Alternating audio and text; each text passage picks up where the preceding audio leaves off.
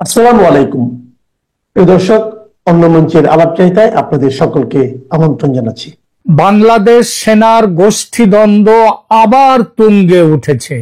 এবার আসরে জোরদার নেমেছেন স্বয়ং প্রধান উপদেষ্টা মোহাম্মদ ইউনূস। আর এই নিয়ে সংঘাত চূড়ান্ত পর্যায়ে পৌঁছেছে সেনা প্রধান আর প্রধান উপদেষ্টার মধ্যে। সেনা সদস্যদের পদোন্নতির ফাইল বেশ কিছুদিন আটকে রেখেছিলেন মোহাম্মদ ইউনূস, কারণ কিছু পদোন্নতিতে তার সায় ছিল না।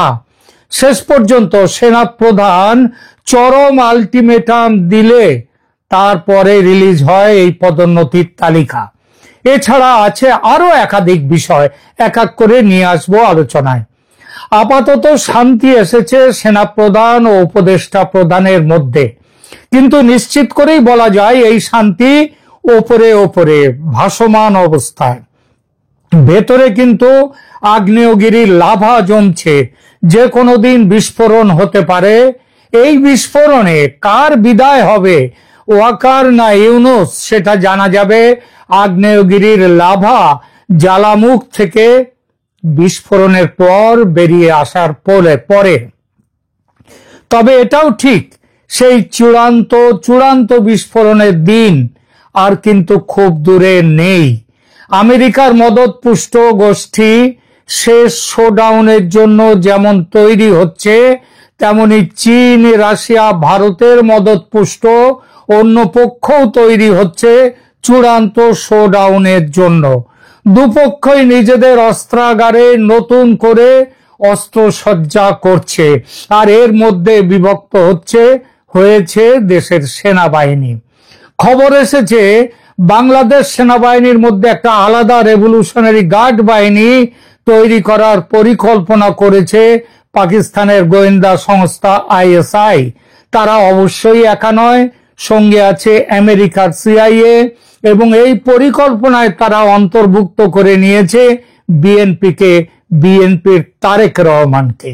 অতি সম্প্রতি কুমিল্লা ক্যান্টনমেন্টে দুজন সেনাকে এজন্য আটক করা হয়েছে বলে সংবাদ। এটা কোনো বিচ্ছিন্ন ঘটনা নয়, সবটাই পরিকল্পনা মাফিক। বাংলাদেশ সেনাবাহিনীতে বর্তমানে গুরুতর অভ্যন্তরীণ দ্বন্দ্ব চলছে। 2024 সালে শেখ হাসিনার পতনের পর থেকে সামরিক বাহিনীর মধ্যে বিভিন্ন গোষ্ঠীর ক্ষমতার লড়াই শুরু হয়েছে, এবং যত দিন যাচ্ছে তত এই লড়াই বাড়ছে। কেননা এই গোষ্ঠী দ্বন্দ্বের পেছনে আছে বহির্বিশ্বের বিভিন্ন পরাশক্তির সমর্থন। এখন এমন অবস্থা, এই পরাশক্তিদের লড়াই আরো অদৃশ্য নয়। কারা করছেন লড়াই, কাদের বিরুদ্ধে, আসুন দেখা যাক। সেনাপ্রধান জেনারেল ওয়াকার উজ্জামানের গ্রুপ নিয়ে প্রথমে আলোচনা শুরু করি। সেনাপ্রধান জেনারেল ওয়াকার উজ্জামান বর্তমানে সেনাবাহিনীর নিয়ন্ত্রণে রয়েছেন। তিনি আওয়ামী লীগ পন্থী নন। এতদিন তার সমর্থন ছিল আমেরিকা ও পাকিস্তানের প্রশ্রয়পুষ্ট ইউনূস, জামাত ও ছাত্র শক্তির পক্ষে। কিন্তু বর্তমানে পরিবর্তিত ভূ রাজনৈতিক পরিস্থিতিতে তিনি তার অবস্থান পাল্টে নিতে শুরু করেছেন। এই পাল্টানোর প্রক্রিয়া এখনো সম্পূর্ণ হয়নি বটে, তবে শুরু হয়েছে বেশ ভালোভাবেই। এতদিন ওয়াকারুজ্জামান অনেকটাই ভারত বিরোধী ছিলেন, সেই সঙ্গে ছিলেন পাকিস্তান ও ইসলামপন্থী। একের পর এক পাকিস্তানের আইএসআই এর পক্ষ থেকে সেনা অফিসারদের দল বাংলাদেশ সফরে আসছেন, আর বাংলাদেশের সেনা অফিসাররা পাকিস্তানে যাচ্ছেন, কিন্তু সেনাপ্রধান কিছু জানতেন না। এটা কি পাগলেও বিশ্বাস করতে পারে? তিনি পাকিস্তানপন্থী এবং ইসলামপন্থী, সেখান থেকে সরে আসার যে ইঙ্গিত দেখা যাচ্ছে এখন, সেটা স্পষ্টতই পরাশক্তিদের নতুন মেরুকরণের প্রেক্ষিতে। দ্রুত নির্বাচনের পক্ষে অবস্থান নিয়েছিলেন একসময় ওয়াকার সাহেব। জামাত, পাকিস্তান ও স্বয়ং ইউনূস সংস্কারের আগে নির্বাচন অনুষ্ঠানের ঘোর বিরোধী। এখন মাঠ ও মাঠের খেলোয়াড়রা দল পরিবর্তন করেছে। আমেরিকার চাপে ইউনূস এবং পাকিস্তান আওয়ামী লীগকে বাদ দিয়ে দ্রুত নির্বাচনের পক্ষে। জামাত বিরোধিতা করছে বটে, তবে ঠিক সময়ে বিএনপির পাশে এসে দাঁড়াবে বলেই বিশ্বাস। অর্থাৎ ফেব্রুয়ারির নির্বাচনে অংশ নেবে তারা এবং বিএনপির সঙ্গে একই মন্ত্রিসভায় থাকবে। দেখে নেবেন, ভারত, চীন, রাশিয়া ত্রিশক্তি জোট বলে দিয়েছে ভোট হোক, আপত্তি নেই, তবে ভোট হতে হবে আওয়ামী লীগ ও তার 14 দলের জোটকে নিয়ে, তা না হলে ভোট হবে না। এই বার্তা বেশ কড়া করে পৌঁছে দেওয়া হয়েছে সেনাপ্রধান ওয়াকারুজ্জামানকে। তিনি আবার এই বার্তা পৌঁছে দিয়েছেন প্রধান উপদেষ্টা এবং দেশের রাষ্ট্রপতিকে। এই ব্যাপার নিয়ে তিনি আলোচনাও করেছেন প্রধান বিচারপতির সঙ্গে। তবে ভেতরে ভেতরে চেষ্টা করছেন ইউনূস ও ওয়াকারুজ্জামান, কিন্তু সামনাসামনি কিচ্ছু বলছেন না। এই মুহূর্তে প্রায় মৌন আছেন নির্বাচন নিয়ে। তবে ওই যে বললাম, ভেতরে ভেতরে চেষ্টা করছেন যাতে আওয়ামী লীগ ও তার জোটকে নির্বাচনের ময়দানে অন্তর্ভুক্ত করা যায়। এটা স্পষ্টতই ভারত, চীন, রাশিয়ার চাপে। এই বিষয়ে আইনি বাধা অর্থাৎ ইন্টারন্যাশনাল ক্রাইম ট্রাইব্যুনালের বাধা দূর করতেই দেশের প্রধান বিচারপতির সঙ্গে ওয়াকারুজ্জামান দেখা করেছিলেন। একই সঙ্গে জাতীয় নিরাপত্তা ও সার্বভৌমত্বের প্রতি নিজের অবস্থান আরো কঠোর করেছেন ওয়াকারুজ্জামান, যার অর্থ নিজেকে ক্রমশ মার্কিন আগ্রাসনের বিপরীতে তিনি প্রতিষ্ঠা করছেন। এটা স্পষ্টতই ভারতের দিকে ঝুঁকে থাকার অবস্থান। এবার আসি লেফটেন্যান্ট জেনারেল মোহাম্মদ ফয়জুর রহমানের group. Quartermaster general lieutenant general Mohammad Faizur Rahman সেনাবাহিনীর মধ্যে পাকিস্তানপন্থী ও ইসলামপন্থী যে মেরু, যে অক্ষ, যে জোট, সেই জোটের নেতৃত্ব দিচ্ছেন। তার কার্যক্রম কি ছিল? সাম্প্রতিক 2025 সালের জানুয়ারি ফেব্রুয়ারিতে পাকিস্তানি আইএসআই প্রধানের সাথে বৈঠক করেছিলেন তিনি। জামাত নেতাদের সাথে তার যোগাযোগ নিয়মিত, কিন্তু জামাত এখন আমেরিকার আগ্রাসনের বিরুদ্ধে অন্তত এই পর্যায়ে, এবং ফলে আমেরিকার আগ্রাসনের বিরুদ্ধে তারা খুব একটা সোচ্চার না হলেও আমেরিকার প্ল্যান যেটা আছে, অর্থাৎ দ্রুত নির্বাচন করিয়ে বিএনপিকে ক্ষমতায় বসানোর যে পরিকল্পনা আমেরিকার, সেই পরিকল্পনার বিরোধিতা করছে এই যে জামাত। এই পরিস্থিতিতে ফয়জুর রহমান বর্তমানে ওয়েট অ্যান্ড ওয়াচ নীতি নিয়েছেন। তবে সেনাপ্রধানের বিরুদ্ধে চেষ্টা করার অভিযোগ আগে যেমন ছিল তার বিরুদ্ধে, এখন চুপ থাকলেও সেনাপ্রধানের সঙ্গে সম্পর্কের উন্নতি কিন্তু হয়নি। বিভিন্ন বিভাগীয় কমান্ডারদের সাথে গোপনে বৈঠক করছেন ফয়জুর রহমান এবং সে বৈঠক এখনো চলছে। এরপরে আমরা আসি লেফটেন্যান্ট জেনারেল মোহাম্মদ সাইনুল হকের গ্রুপ নিয়ে। জাতীয় প্রতিরক্ষা কলেজের commandant lieutenant general Mohammad Zainul হক আওয়ামী লীগ পন্থী শাখার নেতৃত্ব দিচ্ছেন। তার সমর্থনে রয়েছেন মেজর জেনারেল মোহাম্মদ মঈন খান, নবম ডিভিশন। অবশ্য আগস্টে অবসর নিয়েছেন মঈন খান। আওয়ামী লীগের প্রতি অনুগত অন্যান্য সেনা সদস্য অফিসারদের সাথে যোগাযোগ রাখছেন, তাদের নিয়ে গোষ্ঠী তৈরি করেছেন এই সাইনুল হক লেফটেন্যান্ট জেনারেল।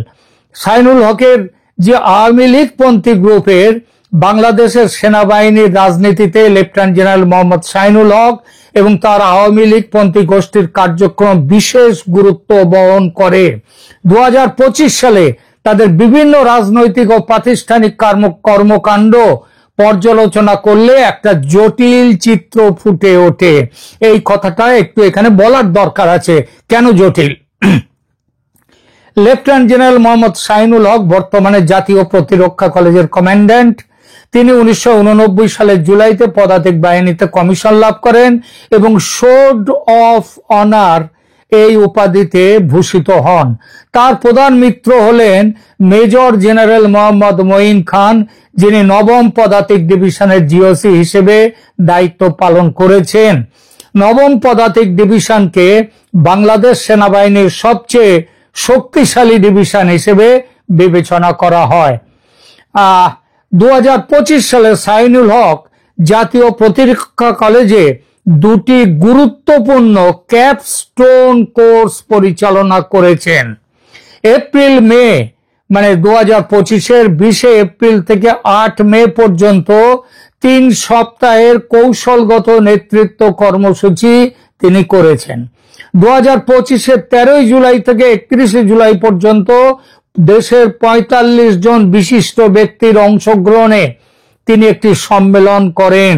এই কোর্সগুলোতে সম্মেলনে উচ্চপদস্থ সামরিক কর্মকর্তা, বেসামরিক আমলা, বিচারক, একাডেমিক, কূটনীতিবিদ এবং কর্পোরেট নেতৃবৃন্দ অংশগ্রহণ করেছেন। শাহিনুল হক 2025 সালে বিভিন্ন আন্তর্জাতিক কার্যক্রমেও অংশ নিয়েছেন। আগস্ট 2025-এ শ্রীলঙ্কার হাই কমিশনের সাথে বৈঠক করেছেন এবং জাতীয় প্রতিরক্ষা কোর্সে বক্তব্য প্রদান করেন।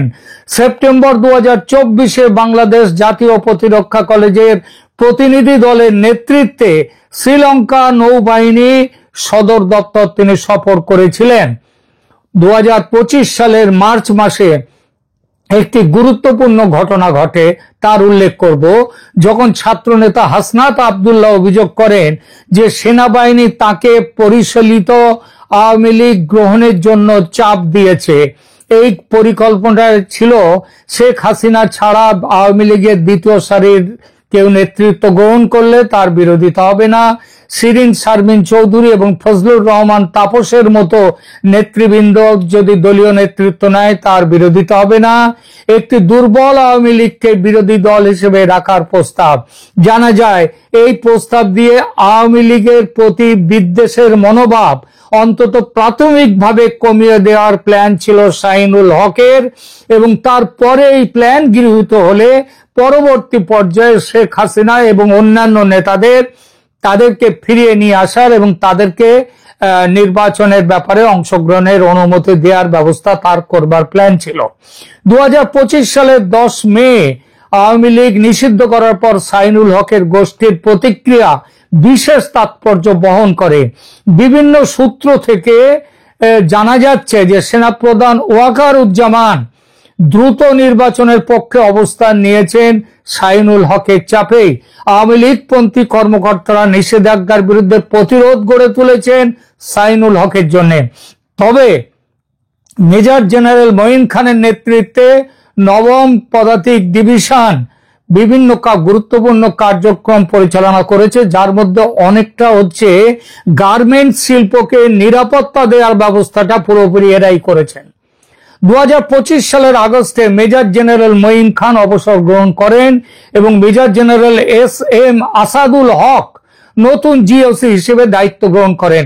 এই পরিবর্তন আওয়ামী লীগপন্থী গোষ্ঠীর প্রভাব কিছুটা কমিয়ে আনতে পারে। তো এরপরে জাতীয় প্রতিরক্ষা কলেজের কমান্ড্যান্ট হিসেবে শাহিনুল হক অনেক প্রাতিষ্ঠানিক কার্যক্রম করেছেন, যেটা আওয়ামী লীগপন্থী গোষ্ঠীদেরকে অনেকভাবে উজ্জীবিত করেছে।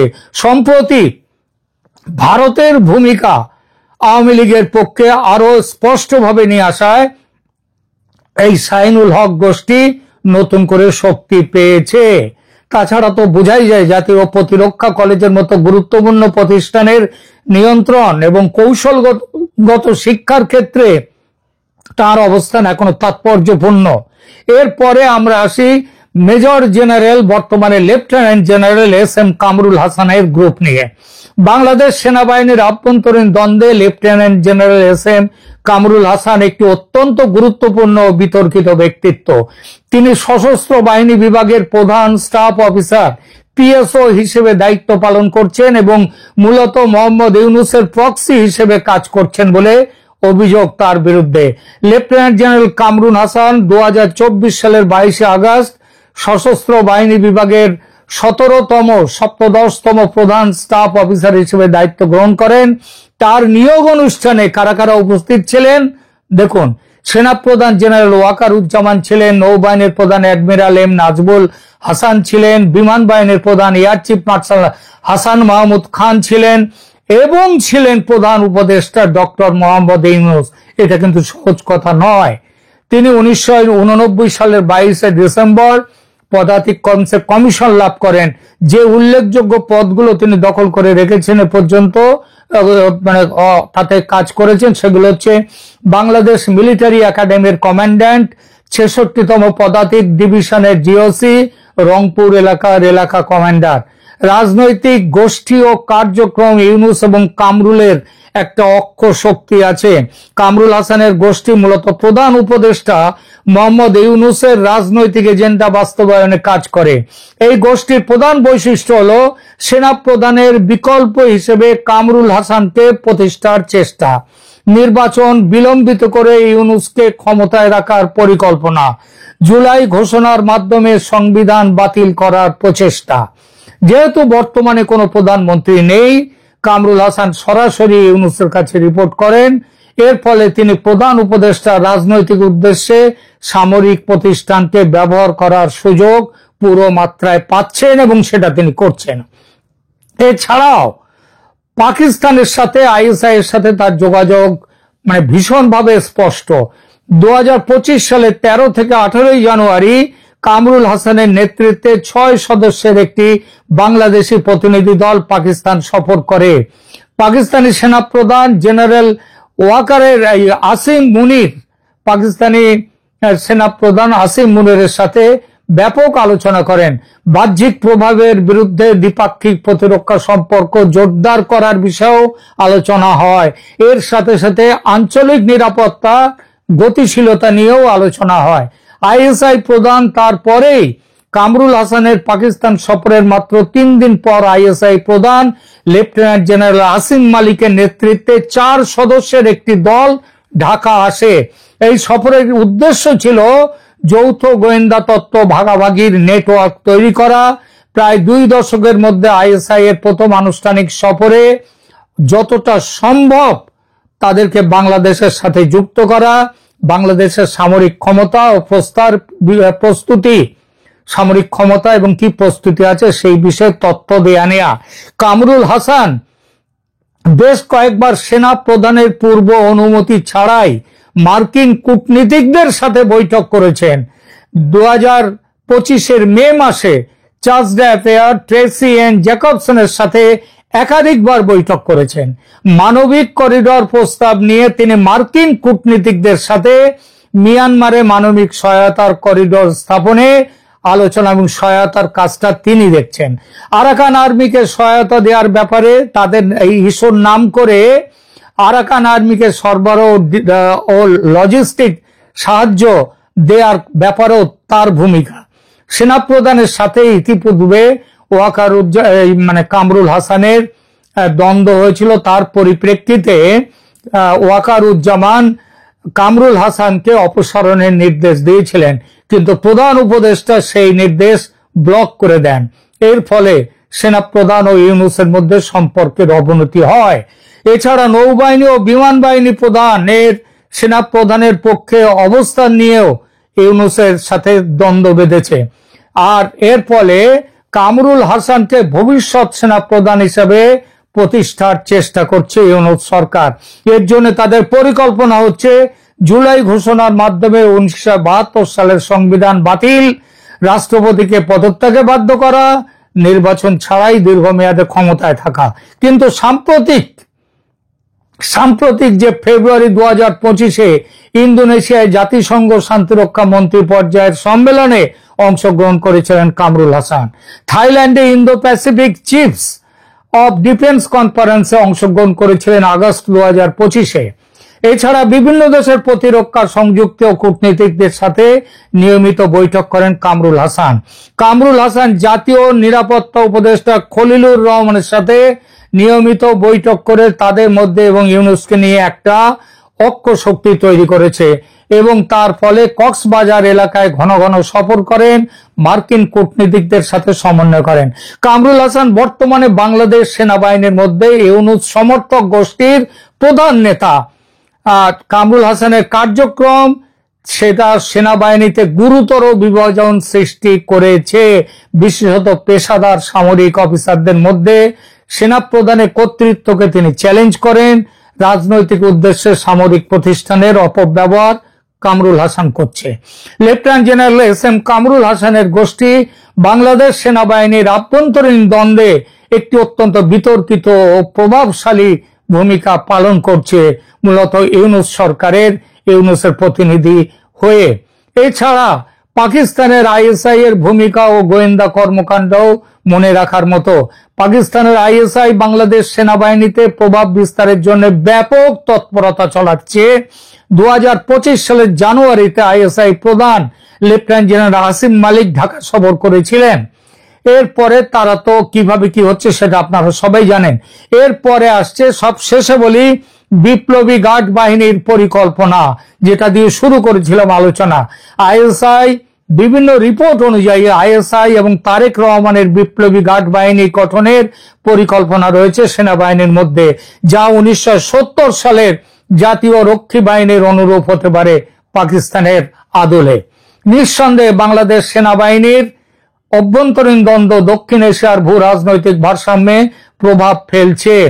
বিশ্লেষকদের মতে বাংলাদেশে 3টি প্রধান সম্ভাবনা রয়েছে। তার অন্যতম এখন যেখানটায় আসছে সেটা হচ্ছে সামরিক অভ্যুত্থানের যে সন্দেহ, সেটা কিন্তু করা যায় না, অস্বীকার করা যায় না। আলোচনা শেষ করি এবার। বাংলাদেশ সেনাবাহিনীর অভ্যন্তরীণ দ্বন্দ্ব বর্তমানে একটি গুরুতর পর্যায়ে রয়েছে। 3টি মূল ক্ষমতার কেন্দ্রের মধ্যে দ্বন্দ্ব, পাকিস্তান আইএসআই এর হস্তক্ষেপ এবং রাজনৈতিক অনিশ্চয়তা মিলে একটি জটিল পরিস্থিতির সৃষ্টি করেছে। সেনাপ্রধান জেনারেল ওয়াকারুজ্জামান যদিও বর্তমানে নিয়ন্ত্রণে রয়েছেন, কিন্তু পাকিস্তানপন্থী ও আওয়ামী লীগপন্থী গোষ্ঠীর চাপ তার অবস্থানকে চ্যালেঞ্জের মুখে ফেলেছে। এই পরিস্থিতির সমাধান বাংলাদেশের ভবিষ্যৎ রাজনৈতিক দিক নির্দেশনা এবং আঞ্চলিক স্থিতিশীলতার জন্য অত্যন্ত গুরুত্বপূর্ণ।